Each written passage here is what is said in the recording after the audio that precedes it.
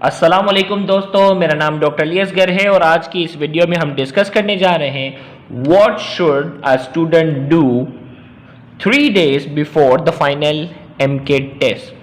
बहुत से बच्चों ने पूछा कि सर आखिरी के दिनों में हमें क्या करना चाहिए। तो आज की इस वीडियो बनाने का मकसद है कि स्टूडेंट को गाइड कर सके कि फाइनल एप्टीट्यूड टेस्ट से 3 दिन पहले एक अच्छे स्टूडेंट को क्या क्या करना चाहिए, किन किन चीज़ों का ख्याल रखना चाहिए, वो आज की इस वीडियो में हम डिस्कस करने जा रहे हैं। तो इस वीडियो को, इस लेक्चर को शुरू करने से पहले आपसे रिक्वेस्ट करेंगे कि अगर आपने अब तक हमारे चैनल को सब्सक्राइब नहीं किया, जो कि सिंध बोर्ड टीचिंग के नाम से है, तो काइंडली आज ही आप हमारे इस चैनल को सब्सक्राइब करें और साथ ही साथ बेल आइकन को लाजमी क्लिक करें ताकि हमारी अपलोड करदा तमाम वीडियोस की नोटिफिकेशन भी आपको रिसीव हो सके।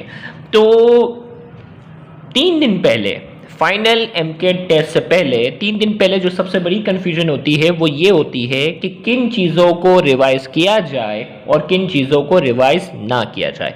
तो बीइंग अ स्टूडेंट मैंने सोचा कि अगर मेरा एग्ज़ाम फाइनल एप्टीट्यूड टेस्ट जो है वो 3 दिन बाद है तो मैं किन किन चीज़ों को रिवाइज करना चाहूँगा। तो एज अ स्टूडेंट मैं आपको गाइड करने जा रहा हूँ कि किन किन चीज़ों को रिवाइज करना चाहिए, कौन कौन सी चीज़ें जो हैं वो हम भूल सकते हैं। तो मैंने जो है वो तीनों सब्जेक्ट को Day 1, Day 2 और Day 3 में डिवाइड किया। 3 दिन है हमारे पास। इन 3 दिन में अगर मुझसे पूछा जाएगा तो मैं Day 1 जो है वो केमिस्ट्री का रखूँगा, Day 2 जो है वो फिजिक्स का रखूँगा और Day 3 यानी last day final aptitude test से एक दिन पहले जो है वो मैं Day 3 बायोलॉजी को दूंगा। क्यों दूंगा वो भी मैं बताऊंगा। सबसे पहले Day 1 के अंदर आपने क्या करने हैं, केमिकल फॉर्मूला जो है वो अच्छे से याद कर लेने हैं।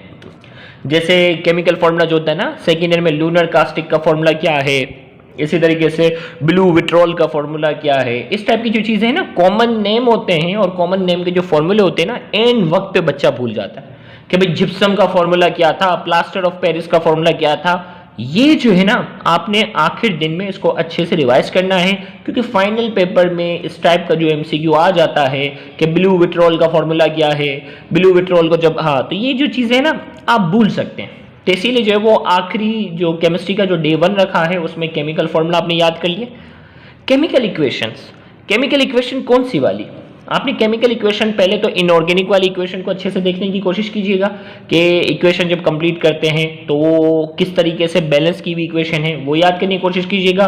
और केमिकल इक्वेशन जो ऑर्गेनिक के जो रिएक्शन है ना, भाई किस चीज़ की ऑक्सीडेशन करेंगे तो क्या बनेगा, किस चीज़ की रिडक्शन करेंगे तो क्या बनेगा, रेड सॉलिड कैसे बनता है, व्हाइट सॉलिड कैसे बनता है, मेटा नाइट्रो बेंजोइक एसिड कैसे बनेगा, ऑर्थो पैरा ट्राइनो, ये जो केमिकल इक्वेशन है ना इनको आप अच्छे से एक नंबर देख लीजिएगा, क्योंकि ये एक केमिकल इक्वेशन है जो एंड वक्त पर आपको कंफ्यूज कर सकते हैं।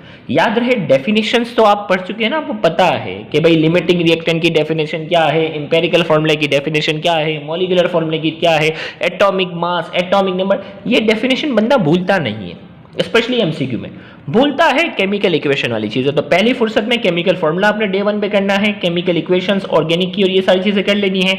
बॉन्ड एंगल, कौन से मॉलिक्यूल में बॉन्ड एंगल कितना है ये याद रखना भी आर्ट है, तो ये आपने जो है वो इन वक्त पे रिवाइज करना है। बॉन्ड डिस्टेंस जो पूरा चैप्टर नंबर 4 में बना हुआ है ना, कार्बन कार्बन के दरमियान single, double bond, triple bond कौन सा, नाइट्रोजन के दरमियान ट्रिपल बॉन्ड तो बॉन्ड डिस्टेंस कितना होगा, कार्बन हाइड्रोजन का बॉन्ड डिस्टेंस क्या होगा, इस टाइप का सवाल भी आ जाता है। बॉन्ड डिस्टेंस याद करने की कोशिश कीजिएगा। बॉन्ड एनर्जी भी पास पेपर में मैंने जो गो थ्रू किया तो बहुत से जो है वो बॉन्ड एनर्जी भी जो है वो पूछी गई है, तो ये भी वैल्यू जो है वो बंदा क्या कर जाता है, भूल जाता है।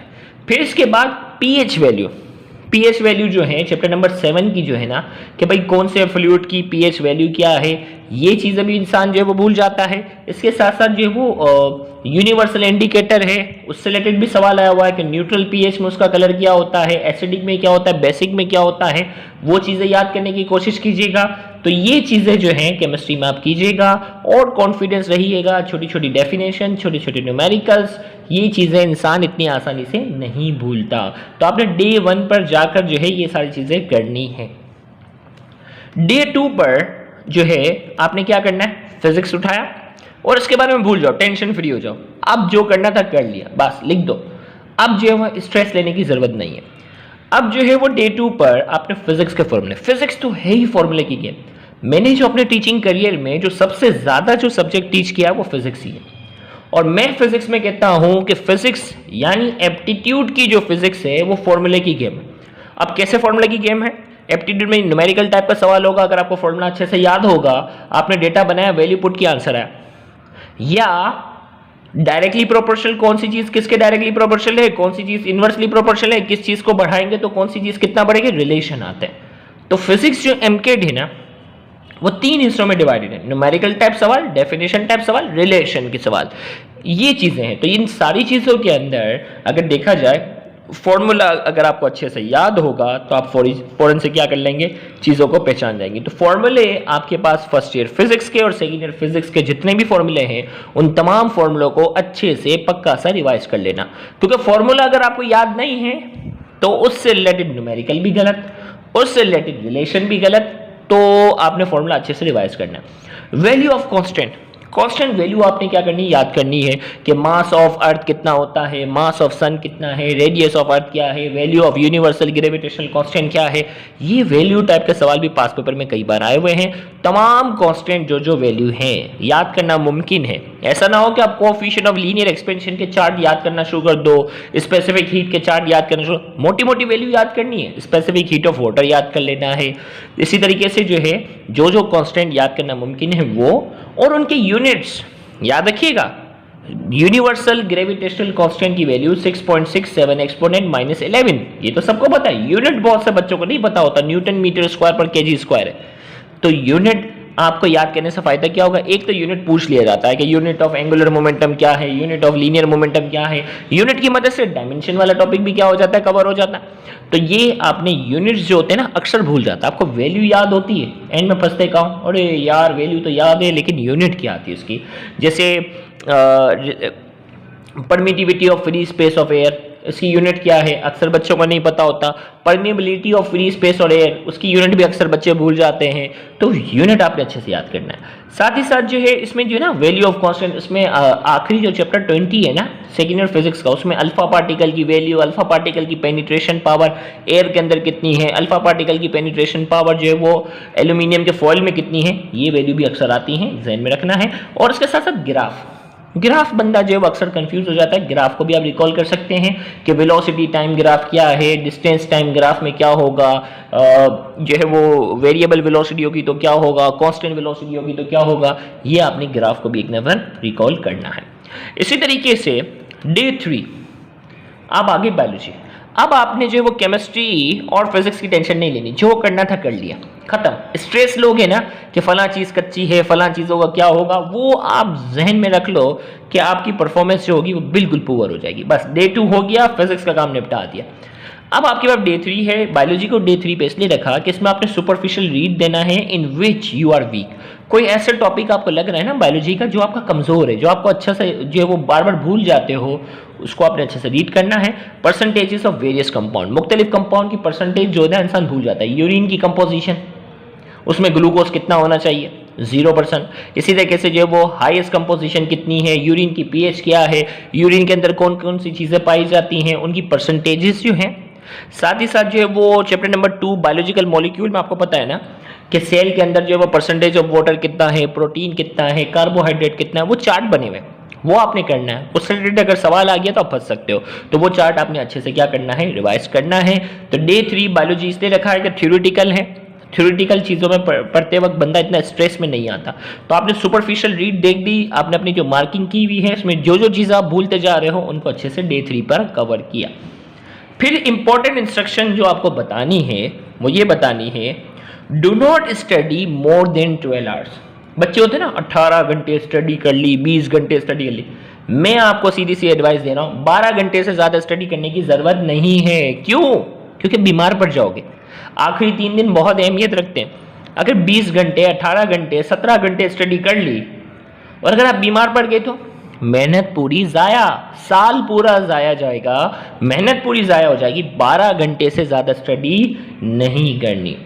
दूसरा, take care of your health, अपनी सेहत का ख्याल रखना है, क्योंकि आपने फजूल चीज़ों में अपना टाइम ज़ाया नहीं करना है। ऐसा नहीं है कि 12 घंटे स्टडी कर लिया अब टीवी देख के जाग रहे हो, तो फ़ायदा आपके यार नींद अच्छी करनी है। क्या करनी है? Sleep is very important for your health. और वैसे भी आपको पता है कि एग्जाम के दिनों में बहुत नींद आती है। आप में से जितने बच्चों को एग्जाम के दिनों में नींद ज्यादा आती है वो कमेंट में मुझे जरूर बताइएगा। तो याद रखिएगा, sleep is very important for your health. कम से कम 10 घंटे की नींद तो करनी ही करनी है। 12 घंटे स्टडी की, 9 घंटे चलो कर लो, लेकिन नींद आपने अच्छी करनी है। नींद अच्छी नहीं की, यकीन करो कि आप एग्जाम के आखिर दिनों में जो स्ट्रेस में आ जाओगे, आपका सर दर्द हो रहा होगा, जो आपको आ रहा होगा वो भी परफॉर्म नहीं कर पाओगे। तो sleep is very important for your health. Avoid cold and spicy food. आपको मालूम है पिछले जो है वो कल से स्पेशली मौसम कितना चेंज हो गया। ये मौसम जो है ना डस्ट वाला, ये सीजन है, फ्लू, हेडेक, गला खराब, ये मौसम जो है वो बहुत ही डेंजरस मौसम है एप्टीट्यूड के स्टूडेंट के लिए। इस मौसम में आपको अपना बड़ा ख्याल रखना है। मट्टी से अपने आप को बचाओ। कोल्ड, ठंडी चीजें नहीं खानी। ठंडी चीजें खाओगे गला खराब होगा, बुखार आएगा, नजला जुकाम, ये सब कुछ चीजें। और अगर सोचो फाइनल सेंटर में जाकर छींकें आना शुरू हो गई, नजला आ गया, बुखार आ गया, तो क्या होगा? वो थर्मामीटर में चेक करेंगे सेंटर में और आपको वहीं से फारिग कर देंगे। आपको वहीं से फारिग कर देंगे, मैं पहले ही बता रहा हूं। तो इस और स्पेशली मौसम भी आपके लिए इतना खतरनाक आ गया है कि अब आप कुछ नहीं कर सकते। तो मट्टी से अपने आप को बचाओ और avoid cold and spicy food. ठंडी और खट्टी चीज़ें बिल्कुल ना खाएं, मसाले वाली चीज़ें भी ना खाएं। एक सेंटेंस जो रख लेना, आज का जो गोल्डन वर्ड है वो क्या है? Stress is the killer of your performance. 3 बार रीड करो, stress is the killer of your performance. Stress is the killer of your performance. जितना टेंशन लोगे उतनी आपकी परफॉर्मेंस जो होगी वो पुअर होगी। स्ट्रेस तो लेना नहीं है। अब आप बोलेंगे सर स्ट्रेस कैसे ना ले? बेटा स्ट्रेस जो है वो कैसे नहीं आएगा? नींद पूरी करनी है आपने, 12 घंटे स्टडी करनी है, अपनी मेहनत पे पूरा भरोसा करना है, अपने ऊपर बिलीव करना है कि आपने जितनी मेहनत करनी थी अब आप कर चुके हैं। इससे ज़्यादा आप कुछ नहीं कर सकते। समझ लो, अगर आपको पेपर में होते ना, स्पेशली लड़कियां, लड़के फिर भी बोल्ड होते हैं, लड़कियां होती है ना पेपर से 1 घंटा पहले भी बुक खोलती हैं, यार ये वाली लाइन देख लूँ, ये वाली लाइन। अभी नहीं कर सकते। जो चीज़ें नज़रों से गुजर गई ना, बस आपने वहाँ जजमेंट करनी है, रट्टा थोड़ी करना है। जैसे आप फर्स्ट ईयर सेकेंड ईयर में लिख कर आते हैं, कॉपियाँ छापती हैं और लड़कों को हरा देती हैं, ऐसा नहीं है। अब आपके पास सवाल होगा, 4 ऑप्शन होंगे, और ये बात याद रखना कि अगर आपने किसी भी चीज़ को अच्छे से पढ़ा है, आप वहाँ फैसला कर लेंगे। एंड वक्त तक पढ़ने की उसको जरूरत नहीं है। तो इसलिए याद रखिएगा, stress is the killer of your performance. Stress बिल्कुल नहीं लेना, बिल्कुल कॉन्फिडेंस रखना, दिल में ये यकीन रखना है कि आपने जितनी मेहनत करनी थी अब कर ली है। अब अगर आपकी किस्मत में जो चीज़ लिखी है वो होकर रहेगी। इंसान के, अल्लाह ताला ने इंसान के हाथ में मेहनत और कोशिश रखी है। कामयाबी अल्लाह ताला देता, कामयाबी वो देता है, अल्लाह देता है। तो ये बात जहन में रखनी है। अगर कामयाबी आपके नसीब में है वो मिलकर रहेगी। आपके इख्तियार में जो था आपने परफॉर्मेंस दे दी।